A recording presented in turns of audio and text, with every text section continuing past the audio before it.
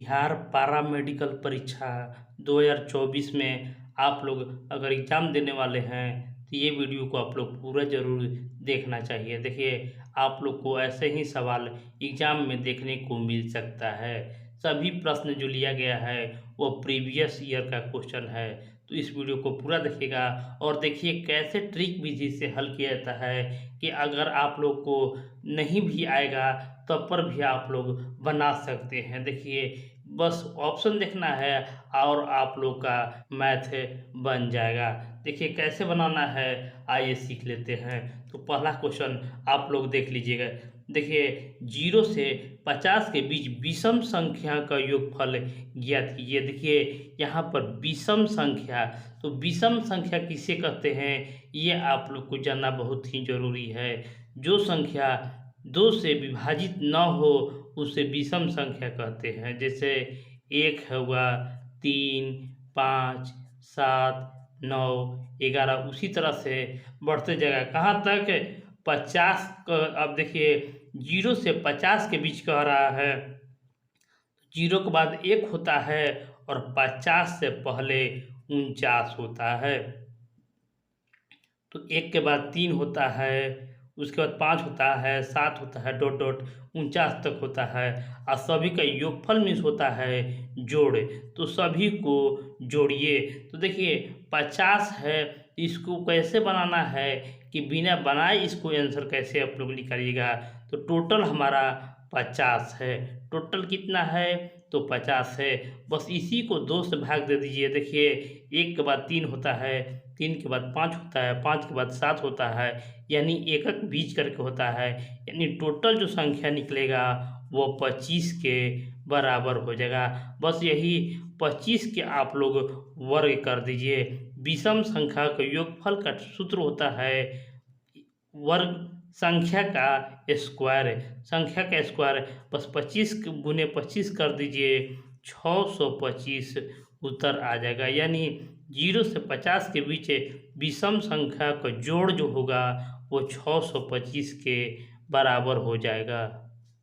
देखिए अगला प्रश्न कह रहा है कि 10 प्रश्नों को बढ़ते हुए क्रम में निम्न प्रकार से व्यवस्थित किया गया है: 29, 32, 48, 50, एक्स और एक्स प्लस 2 है, 72, 78, 84, 95 और माध्यिका 63 हो तो एक्स का मान ज्ञात कीजिए। देखिए यही एक्स का मान ज्ञात करना है।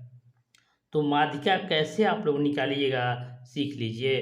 तो इसका सूत्र जो होता है, देखिए n/2 + 1, n/2 + 1। तो देखिए इसको कैसे बैठाइएगा, आइए सीख लेते हैं। तो टोटल हमारे पास जो संख्या है, टोटल जो संख्या है उसी को n कहता है। तो टोटल जो संख्या है हमारे पास 10 है और 10 में 2 से भाग कर देकर और 1 जोड़ देना है। देखिए अब इसे कैसे बैठाएंगे, तो ये तो हमारा 5 हो जाएगा। तो पाँचवा संख्या 1, 2, 3, 4, पाँचवा संख्या, देखिए पाँचवा संख्या जो मिला हमको x मिला और उससे आगे वाला एक संख्या, यानी एक तो ये मिला और एक मिला, तो आगे वाला संख्या जो है x प्लस 2 है। अब बट्टा में 2 होगा। अब बराबर देखिए माध्यिका 63 दिया हुआ है। बस यही आप लोगों को कर लेना है। यहाँ पर हम लोग देखेंगे 2x प्लस 2 बराबर, देखिए इसको से गुना कर दीजिए तो 126 हो गया। यानी 2x बराबर, देखिए यहाँ प्लस में है तो माइनस कर देंगे तो 124 हो जाएगा। और x बराबर हम लोग हल करेंगे तो हमारा देखिए 6 या 62 आ जाएगा। x बराबर 62 हमारा इस प्रश्न का उत्तर हो जाएगा। तीसरा प्रश्न है कि एक 2 अंकों की संख्या जो 30 से कम हो और अंकों का योग 7 और गुणनफल 10 है तो संख्या ज्ञात कीजिए। देखिए ये बहुत ही इम्पोर्टेंट है, कैसे बनाना है आइए सीख लेते हैं। तो 2 अंकों की संख्या जो 30 से कम है, यानी 10 से लेकर, देखिए 30 से कम है यानी 10 से लेकर 29 के बीच में ही संख्या है। और कह रहा है कि अंकों का योग 7 है, यानी दोनों अंक को अगर हम जोड़ देते हैं तो 7 आना चाहिए। तो देखिए 10 और 29 के बीच में ऐसा देखिए 16 होगा और 25 होगा। देखिए बीच में जोड़ दीजिएगा तो ये भी 7 हो जाएगा, और इसको बीच में जोड़ दीजिएगा तो ये भी 7 हो जाएगा। अब कह रहा है कि गुणनफल 10 होगा। अगर 1 गुने 6 करते हैं तो हमारा 6 ही रह जाता है, और 2 गुने 5 करते हैं तो देखिए हमारा जो आंसर होगा वो 10 होगा। देखिए क्वेश्चन 10 ही कह रहा है, यानी जो हमारा इस जो संख्या है वो 25 है। देखिए कितना आसानी से हम लोग इस प्रश्न को हल कर चुके हैं। चौथा प्रश्न है, एक व्यक्ति को पहले 30% की हानि होती है, बाद में 30% का लाभ होता है, शुद्ध परिवर्तन क्या होगा? यानी उसे लाभ होगा या हानि होगा? कैसे बनाना है आइए सीख लेते हैं। तो देखिए मैंने आप लोग को इससे पीछे जो वीडियो दिया था उसमें आप लोग को बताया था कि जब भी आप लोग पैरामेडिकल क्विज देने जाइए, ये सवाल 1 नंबर आप लोग को देगा ही देगा। तो ऐसा ही वीडियो आप लोग देखते रहिए। देखिए जब 2 लाभ या हानि या लाभ लाभ या हानि हानि हो तो ये सूत्र आप लोग गांठ बांध कर रख लीजिए, क्योंकि मैं आप लोग को हमेशा बता रहा हूँ कि ये क्वेश्चन आएगा ही आएगा। तो देखिए यहाँ पर जो x जो है वो हानि हो रहा है, तो सबसे पहले -30 कर दीजिए, और देखिए बाद में लाभ हो रहा है यानी +30 कर दीजिए।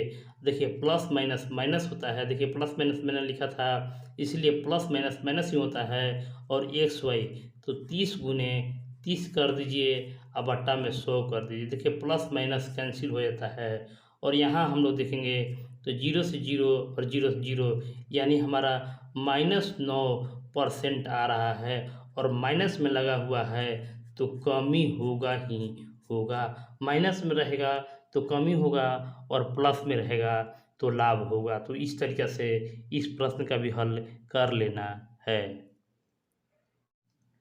तो फ्रेंड इस वीडियो का लास्ट क्वेश्चन आज आप लोग को बीच 5 ही क्वेश्चन दिया जा रहा है। तो इस वीडियो का लास्ट क्वेश्चन है, दो संख्याओं का मौसा 16 और लसा 672 है, तो यदि एक संख्या 112 है तो दूसरी संख्या ज्ञात कीजिए। देखिए ऐसा सवाल भी आप लोग को एग्जाम में देखने को मिल सकता है।